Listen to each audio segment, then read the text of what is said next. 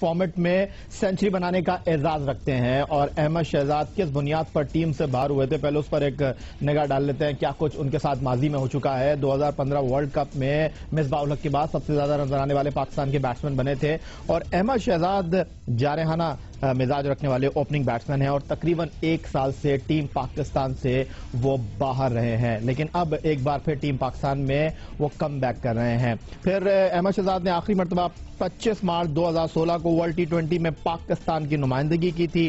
Inquiry committee کی اس tournament کے بعد جو رپورٹ سامنے آئی تھی اس میں ورلڈ T20 میں شکست پر احمد شہزاد اور عمر اکمل کو تنقید کا نشانہ بنایا گیا تھا، لیکن پھر احمد شہزاد ٹیم سے باہر ہو گئے۔ لیکن اب کن بنیادوں پر وہ ٹیم پاکستان میں واپس آنے کے لیے پڑ تول رہے ہیں، کس بنیاد پر وہ ٹیم پاکستان کا حصہ بن سکتے ہیں، اس پر بھی ایک نگاہ ڈال لیتے ہیں۔ اور صورتحال کچھ یہ دکھائی دے رہی ہے کہ کرکٹر احمد شہزاد کی ڈومیسٹک کرکٹ میں شاندار کارکردگی رہی ہے۔ احمد شہزاد نے حبیب بینک کو اپنی قیادت میں ڈپارٹمنٹل ون ڈے کپ جتوایا۔ Departmental one day cup Ahmed Shahzad کے 9 میچوں میں 653 رنز 3 سینچریوں کے ساتھ سامنے آئے۔ پاکستان سپر لیگ 2 میں احمد شہزاد نے کوئٹہ گلیڈیٹر کی جانب سے شاندار کارکردگی کا مظاہرہ کیا۔ PSL 2 میں احمد شہزاد نے 10 میچوں میں 242 رن بنائے، جس میں 3 نصف سینچریاں ان کی شامل رہیں۔ ادھر جناب پاکستان سپر لیگ سیزن 2 میں میڈیا کے نمائندوں سے گفتگو کرتے ہوئے اپنی شاندار کارکردگی کے بعد احمد شہزاد نے شکوے شکایتیں بھی کی اور بہت کچھ کہا۔ انہوں نے کیا کہا وہ دیکھ لیتے ہیں۔ میں کبھی بھی یہ نہیں کہوں گا کہ آپ ایک ڈیفرنٹ احمد شہزاد دیکھیں گے، نہیں، آپ یہ کہہ سکتے ہیں کہ اگر میں کہوں کہ ڈیفرنٹ دیکھیں گے اس کا مطلب تھا میں پہلے غلط تھا، ایسا بالکل بھی نہیں ہے۔ میں ہمیشہ اپنے ملک کے لیے کھیلا ہوں، ہمیشہ کھیلتا رہوں گا۔ کچھ لوگ ہوں گے کہ شاید جن کو میں اچھا نہیں لگوں، لیکن ان کو میں نے اپنی طرف سے پوری کوشش کی، اور میں یہ دعوے کے ساتھ کہتا ہوں کہ میں نے اپنی طرف سے پوری کوشش کی کہ پہلے بھی کوئی مجھ سے ناراض نہ ہو، لیکن اب کچھ چیزیں ہوتی ہیں میرے کنٹرول میں نہیں ہیں۔ میں پھر بولوں گا کہ جو بھی تھے میرے سینئر ہیں، میرے سینئر ہی رہیں گے، میں ہمیشہ ان کے لیے بھی دعا گو ہی رہوں گا ہمیشہ، لیکن مجھے میرے ساتھ اچھے اور برے ہمیشہ وہ لوگ یاد رہیں گے، اور یہی فرق ہوتا ہے آپ کے سینئرز میں بھی۔ آپ کچھ لوگ ہوتے ہیں جن کے جب آپ مشکل میں آتے ہیں، پرابلم میں آتے ہیں، آپ ان کے پاس جاتے ہیں، کچھ لوگ ہوتے ہیں آپ ان سے دور بھاگ جاتے ہیں۔ تو شاید یہی فرق وسیم بھائی اور انضمام بھائی میں ہے، جو کہ جب مجھ میں پرابلم آتی ہے تو میں ان کے پاس جاتا ہوں۔ یہی فرق للا میں ہے، شاہد بھائی میں ہے کہ جو میں ان کے پاس چلا جاتا ہوں۔ تو جناب اب ٹیم کا اعلان ہونے والا ہے، اور ادھر دوسری جانب قذافی اسٹیڈیم لاہور میں ایمرجنگ کرکٹرز کا کیمپ بھی لگ گیا ہے، جہاں پاکستان سپر لیگ سیزن 2 2017 میں عمدہ کارکردگی کا مظاہرہ کرنے والے لاہور قلندر کے اوپننگ بیٹسمین نمبر 3 پر کھیلنے والے فخر زمان کے ساتھ اسلام آباد یونائیٹڈ کے آل راؤنڈر شاداب خان بھی شامل ہیں۔ بہت کچھ اس کیمپ میں چل رہا ہے، تفصیلات کے لیے ہمیں جوائن کر رہے ہیں جیو نیوز کے نمائندے سہیل عمران صاحب۔ جی سہیل۔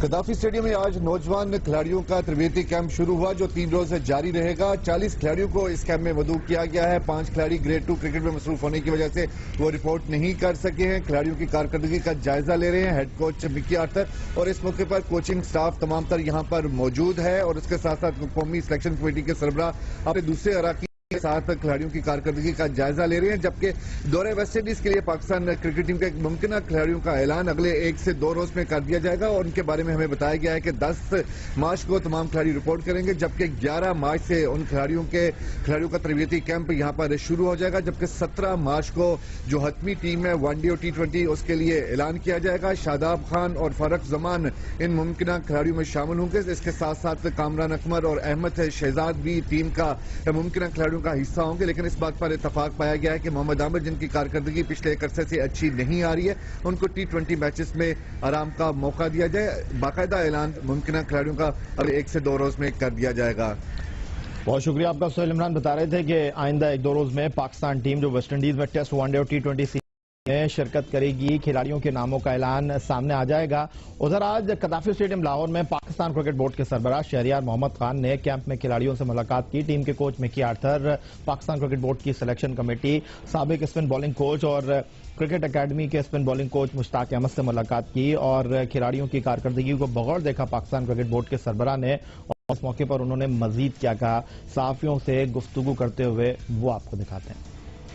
نوجوان بچوں کو دیکھ کے بڑی خوشی ہوئی، اور انضمام اور مکی آرتھر اور جو سلیکٹرز تھے ان سے بات چیت ہوئی۔ سب دیکھ رہے ہیں کہ مکی آرتھر ان بچوں کو دیکھیں، ان کو موقع نہیں ملا ابھی تک ہماری جو ڈومیسٹک پلیئرز کو دیکھنے کا صحیح طور سے، تو اسی وجہ سے ان کو تیار کیا ہے، نیشنل کیمپ اگلے ہفتے شروع. اور جناب ایک طرف Pakistan cricket team West Indies جانے کے لیے تیاری کر رہی ہے اور ورلڈ چیمپئن آسٹریلیا کی ٹیم موجود ہے ان دنوں بھارت کی سرزمین پر. دوسرا ٹیسٹ میچ گزشتہ روز چوتھے دن ختم ہوا چنا سوامی اسٹیڈیم میں بھارت کے 76 رن سے کامیابی پر. لیکن اس ٹیسٹ میچ کے دوران ایک تنازع سامنے اس وقت آیا جب آسٹریلوی ٹیم کے کپتان اسٹیو اسمتھ کے خلاف ایک اپیل ہوئی اور انہوں نے ریویو سے پہلے ڈریسنگ روم کی طرف اشارہ کیا, کچھ پوچھا. اس پر بھارتی کرکٹ ٹیم کے کپتان ویرات کوہلی آگ بگولا ہو گئے اور پھر صورتحال یہ ہوئی کہ کرکٹ آسٹریلیا اور ویرات کوہلی آمنے سامنے آ گئے. گفتگو کی تھی جیو نیوز کے پروگرام جیو پاکستان میں ہما امیر شاہ نے. ان سے گفتگو کرتے ہوئے ہما امیر شاہ کو کیا کہا سمینہ بیگ نے, وہ آپ کے ساتھ شیئر کرتے ہیں. اگر ہم گھر میں بیٹھ کے سوچتے ہیں کہ پہاڑ چڑھنا تو اس کے لیے پہلے سے خود کو مینٹلی پریپیئر کرنا پڑتا ہے کہ آپ کو پتہ ہونا چاہیے کہ آپ پہاڑ پہ جا رہے ہو تو وہاں پہ کیا کیا چیلنجز ہوں گے, ان کو کیسے اوور کم کرنا ہے. سو اس کے لیے پہلے سے خود کو پریپیئر کرنا پڑتا ہے اور اسپیشلی میرے لیے بہت زیادہ چیلنجنگ ہوتا ہے کیونکہ میں اور میرے بھائی کلائم کرتے ہیں. سو آپ امیجن کر سکتے ہیں کہ آپ بہن بھائی کلائم کر رہے ہو اور خدا نہ خواستہ اگر ایسی کوئی بات ہوتی ہے کہ میرے بھائی کچھ ہو جاتا ہے کیونکہ آپ کو نہیں پتا ہوتا کہ کیا ہوگا, لائک ایولانچ, راک فال, کرویس فال, کچھ بھی ہو سکتا ہے.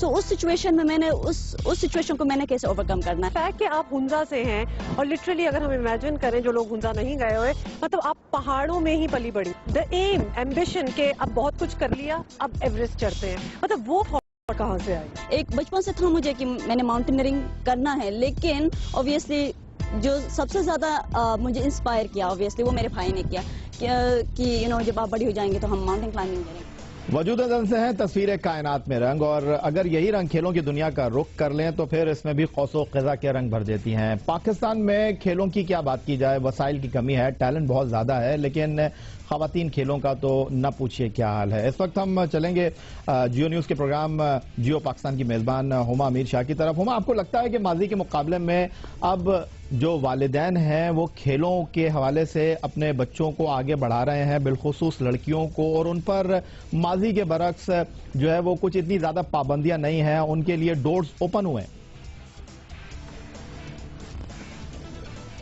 بالکل یحییٰ, میں آپ کو بتاؤں اپنے ایکسپیرینس سے, میں آپ کو بتاؤں کہ کچھ سال پہلے جب ہم ٹی وی پہ گیسٹ کو بلا رہے ہیں تو بہت سے اور ایونیوز ہیں, جیسے سائنس کے ایونیوز سے خواتین بہت زیادہ آ رہی ہیں, ڈاکٹرز بہت زیادہ آ رہی ہیں, ٹیچرز بہت زیادہ آ رہی ہیں, ڈیولپمنٹ انڈسٹری سے بہت زیادہ آ رہی ہیں, اسپورٹس سے کوئی خواتین نہیں آتی تھی, کوئی بچیاں نہیں آتی تھی. یہ چینج ہم نے ریسنٹ ایئرز میں ایکچولی دیکھا ہے.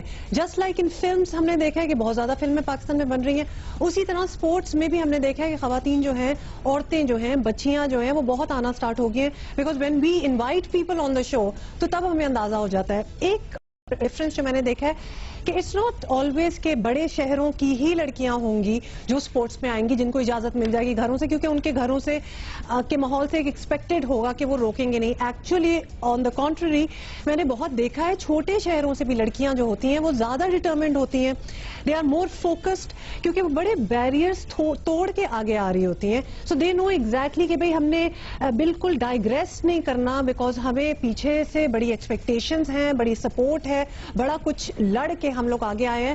ڈیفینیٹلی مزید لڑکیاں, بہت سی لڑکیاں آ رہی ہیں, اور فیلڈز کون سی ہیں, ہم نے نسیم حمید تو ہمیں پتہ ہی ہے ہماری رنر ہیں, اور ان سے انسپائر ہو کے بہت بچیاں جو ہیں وہ ایتھلیٹکس میں آ رہی ہیں, جو بھاگ رہی ہیں. پرہیپس انٹرنیشنل ایکسپوجر تک بہتوں کو نہیں ملا ہوگا. لیکن ہما, کرکٹ پاکستان کا نیشنل گیم نہیں ہے, لیکن حال ہی میں Pakistan super league Sharjah Dubai کے میدانوں پر ختم ہونے کے بعد فائنل لاہور کے قذافی اسٹیڈیم میں ہوا, اس کی بڑی دھوم ہے. دوسری جانب پاکستان خواتین کرکٹ ٹیم کو بھی تواتر کے ساتھ مواقع مل رہے ہیں. کچھ دن پہلے آپ نے اپنے شو میں ثنا میر کا ایک انٹرویو بھی کیا تھا, لیکن کچھ ایسی خبریں بھی ضرور آپ کے نظروں سے گزری ہوں گی کہ پاکستان خواتین کرکٹ میں پسند ناپسند بہت زیادہ دکھائی دیتی ہے. کچھ ایسی کھلاڑی ہیں جو بغیر پرفارمنس کے ٹیم کا حصہ ہے. آپ کو لگتا ہے کہ خواتین کرکٹ میں بھی کہیں پالیٹکس ہوتی ہے؟ کرتی ہیں ایبسولوٹلی, مطلب خواتین سب کچھ وہ بھی کرتی ہیں جو آدمی بھی کرتے ہیں, تو لہٰذا بالکل ایک ان کو وہ کہہ دینا کہ بالکل جیتین are not capable of playing politics with in sport, بھائی سارے ہی کر رہے ہیں. اور آپ نے ایک کمپیریزن دیا ہے ہماری نیشنل ٹیم جو ہے پاکستان کی اس سے, I mean that is so political. Definitely وہ چیزیں سیپ ان ہو رہی ہیں ویمنس کرکٹ میں بھی ایز ویل. ونس اگین میں یہ کہوں گی کہ کرکٹ عورتوں کا، خواتین جو کرکٹ کھیل رہی ہیں پاکستان میں، ہماری نیشنل ٹیم ہے، اس کو اتنا عرصہ گزرا نہیں ہے. They are doing really well. مطلب بہت سے انٹرنیشنل میچز، انہوں نے بہت سے انٹرنیشنل ٹورنامنٹس وغیرہ بھی کھیلے ہیں. کبھی کبھار بیچ میں وہ پالیٹکس کی باتیں بھی سرفیس ہو جاتی ہیں. I would call it a learning process. میرا خیال ہے کہ یہ جو ٹیم ہے عورتوں کا اس اسپورٹ میں ہونا جو ہے، these are very early stages. اس لیے اتنی کرٹیکل لینس سے اس کو دیکھنا، خاص طور پہ کیونکہ اگر ہم کمپیریزن بالکل ڈائریکٹلی کریں گے فرام دا مینس ٹیم، بڑا انفیئر کمپیریزن ہو جائے گا. ان دا سینس وہ کب سے کھیل رہے ہیں، وہ تھیں اور خواتین کے حوالے سے پروگرام میں ایک ایسے اورنگی میں موجود ایک اسکول کے حوالے سے لڑکوں کو شمشیر زنی کی بات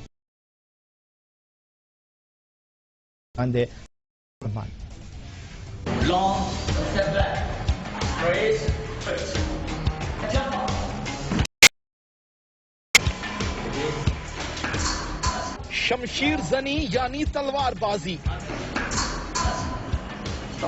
پاکستان میں یہ کھیل اتنا معروف ہے، نہ ہی اس کھیل کی معیاری سہولتیں موجود ہیں، لیکن اس کے باوجود پاکستانی خواتین کھلاڑی اس کھیل میں بھی اپنی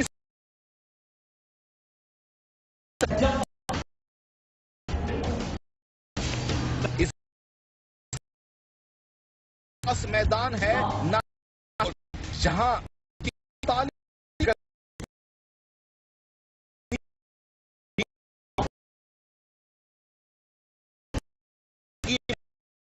اور کھیلیں گے. ہم انشاءاللہ میڈل لے کے جائیں گے اور اپنے ملک کا نام بہت روشن کریں گے اور اسکول کا نام بھی. دیگر کھیلوں کی طرح خواتین بھی اس کھیل میں کامیابیاں سمیٹنا چاہتی ہیں، اور کامیابی نہ لڑکا دیکھتی ہے نہ لڑکی. کامیابی صرف جذبہ اور سوچ دیکھتی ہے. پروگرام اسکور کے لیے کیمرامین عدنان حیدر کے ساتھ عتیق الرحمان، جیو نیوز، کراچی. اور جناب پروگرام کے آخر میں کچھ بات کر لیتے ہیں ہمارے کوئز سیگمنٹ کی. اور کل ہم نے آپ سے پاکستان سپر لیگ 2017 سیزن 2 کا سوال کیا تھا کہ پاکستان سپر لیگ سیزن 2 2017 میں پہلی نصف سینچری کس کھلاڑی نے بنائی تھی، اور جناب اس کا درست جواب ہے کامران اکمل. اور جو ونرز ہمارے پاس قرآن دازی کے ذریعے سامنے آئے ہیں، جن کو ہم پاکستان سپر لیگ کی فرنچائز لاہور قلندر کی ٹی شرٹ تحفے میں دیں گے کامران اکمل کے جواب کی صورت میں، وہ ونرز اسکرین پر آپ کے سامنے ہیں. اور وہ ونرز ہمارے پاس ہیں جناب، جو ونرز آئے ہیں ان کو ہم یہ ٹی شرٹ بہت جلد پہنچا دیں گے. یہی تھا جناب آج کا ہمارا پروگرام. آپ ہمیں میل کر سکتے ہیں score@geo.tv پر. فیس بک پر آپ وزٹ پاکستان میں کھیلو کھلاڑی ترقی کرتے رہیں. سید حسینی کو اسکور کی پوری ٹیم کے ساتھ کل تک کے لیے اجازت دیجیے. اللہ حافظ.